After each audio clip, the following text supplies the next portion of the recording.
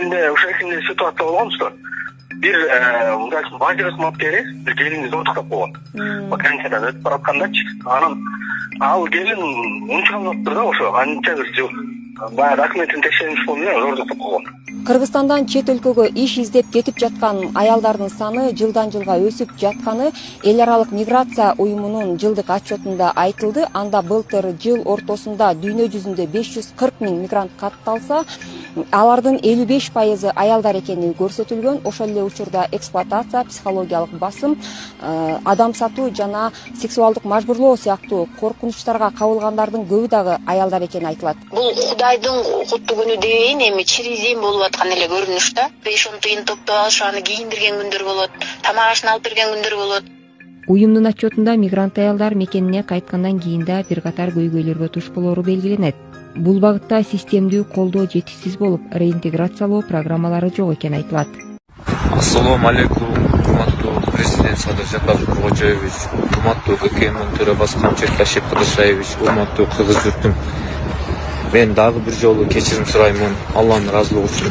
10 күндөн бери ушул жерде жашап жүрөм. Чынын айтайын, 100 000 штрафты төлөдүм.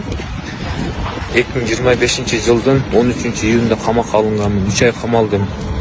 2025 жылдын 19 сентябрында 100 000 штраф менен бошотулдум. Соттун чечими менде бар, азыр көрсөтөм. Абдыразаков Өмүрбек байке бошотулган, 100 000 штрафты төлөдүм, чеги бар. Бүгүн 22 октябрда келдим сотко. Арыз жазылды, дагы ошол баягы окуя боюнча ошо раматтылык Алла бейиштик кылсын. Мен дагы бир жолу баардык жакындарымдан кечирим сурайм ошол эжекемден. Ошонун бир тууган иниси жазган баштачы, ошол аркылуу камалып, анан 100 000 штрафы чыккан, эми дагы жазып коюптур шаардык сотко. Анан Бишкектемин, бул жакта эми эч ким жок. Ушул 10 күндөн бери машинада жашап, ушул мечитте болуп атканмын.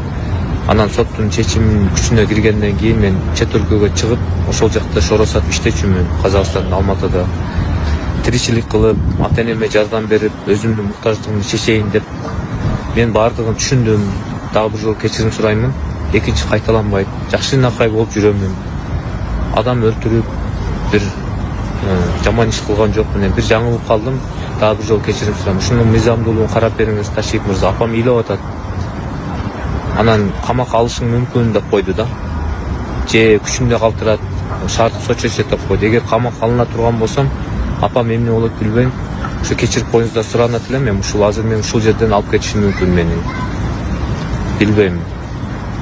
Азыр мынакей мен ушул 10 күндөн бери мынакей ушу биякта азыр көрсөтүп коеюн, урматтуу бардык мамлекет кызматкерлерден да кечирим сураймын. Мынакей бул жерде мынакей соттун чечими, бул мен 100 000 штраф төлөдүм, кечиримди сурап атам. Эми кечирип коюңуздар суранат элем.